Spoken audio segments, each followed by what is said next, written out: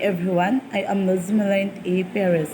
It is the continuation of Ms. Plazo report. So, the understanding poetry.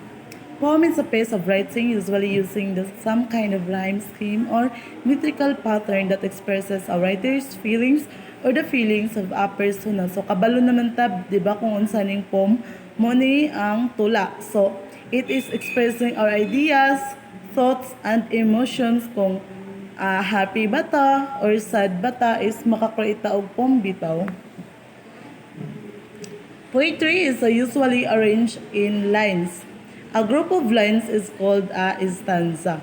So, ang poetry made up of lines and stanza. So, in every stanza na upat ka lines. So, in this poem, they have a three stanza.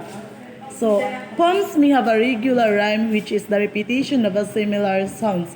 So, in the end of the lines, nada siya similar sounds bitaw. A rhyme scheme is the pattern formed by end rhymes. So, notice that in this poem, every other lines rhymes. We label the rhyming scheme by using different letters to represent sounds. In a stanza, the first line is always labeled A. So, kada in every poem, in the first line is muna ang labeled A.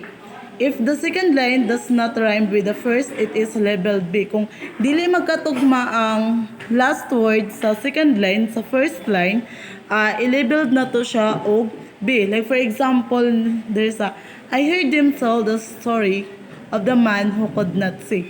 Di ba dili magkatugma or dili makaparehog sounds bitang story og C. So, ang morning sa second line, gilabel siya og B. So, when a line does rhyme, it receive the same label it received the first time. So, kung ang first line ug ang second line magkapareha sila og sounds bitaw, i-labeled na to siya as A. So, not all poems rhyme. In fact, many of them do not rhyme. This is called free verse poetry. So, free verse poetry that has no fixed pattern of meter, rhyme, line length, or stanza arrangement. Traditional rules are ignored. Kaya di ba kung sa una bito kay nakadumdum ko kay dapat sa una kay same ang ilahang kanang sa last word di bitaw dapat magkatugma bitaw ang last words bitaw. So, techniques such as repetition and alliteration are some used to create musical patterns. So, alliteration, it is the katibitang mga vowel letters mag-start og mga vowel letters.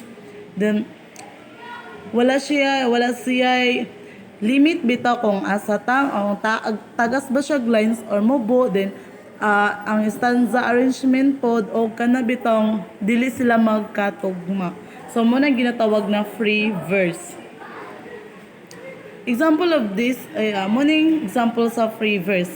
As gentle rain bathes the windshields back and forth, the wiper blades marks the minutes. So di ba dili ba magkatugma ang windshield og ang minutes. So muna gitawag siya free verse kay na freedom magsulat ang writers nga kabitang bahalag dili magkatugma ang ilahang end of the lines.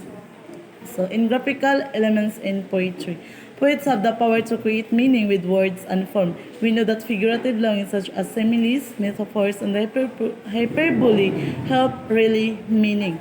So, di ba pag sa poem bitaw, if hatagan tag isa ka butang, unya buhatan na to siya o kanang poem bitaw, daghan tag makuan unsay mga meaning, daghay ka ng dagan siyag mga meaning pabitaw. So, the help of para makabot and the help of similes katubitang mo gamita og like or as, like for example, you are beautiful like a flower. So ang figurative speech is it is important bitaw para to help really meaning. In capitalization, poetry does not always follow the normal capitalization rules.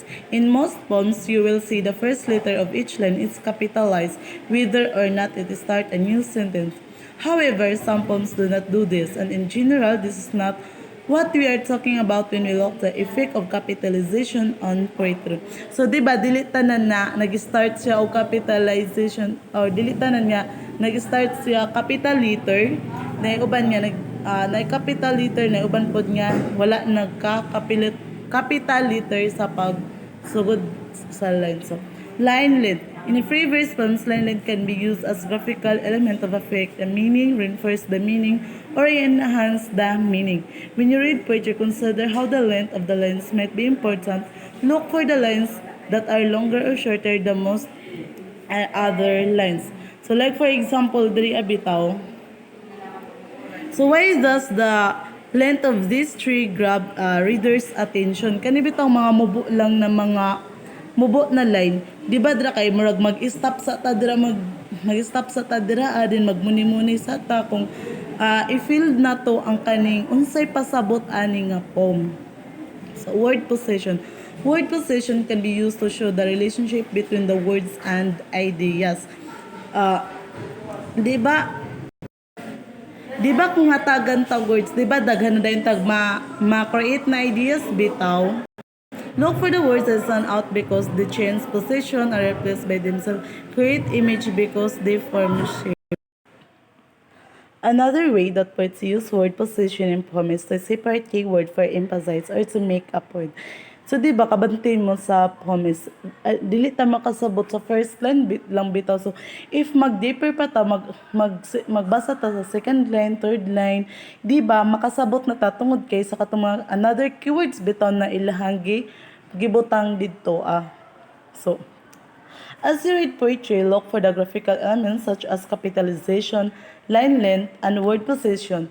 These elements can help you to interpret the meaning kanang mas masabtan pa bitaw nimo kung unsay gipasabot sa writer or katong poetry. So, image, figurative language, and sounds effect. So, in imagery, poets use imagery or language that appeals to the senses to help readers visualize what they read. So, it creates the pictures in reader's mind. So, di ba, kung magbasa tag poem, di ba kay imaginon dayon na to unsa ang katong nakabutang dito sa first stanza, sa second stanza, di ba? Ato din siyang imagine sa sight imagery. So, hundreds of tiny yellow blossoms that the plush green meadow. So, di ba, imagine dayon tang 100 tiny yellow blossoms doon niya.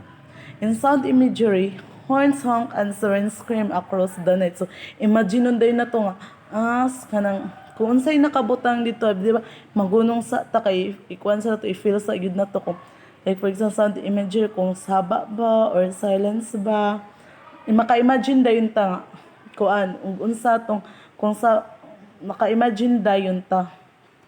Smell imagery, so the scent of scented apples have chewed the earth. So mag-imagine na pud tag kanang kung unsay nakabutang dito abitaw or humot ba, baho ba, as a reader, ma-feel pod na to ang katong unsay ihang gipasabot dito sa ihang poem. So, test imagery. Imagery. So, textures puckered by mouth as sweet crust melted against my tongue. So, may imagine pod na to kung unsay pasabot atong writer ito kung tabang bottom is ba, nga na bitaw. So, touch imagery, suspended board, scrap my legs, breaking the soft skin. Examples.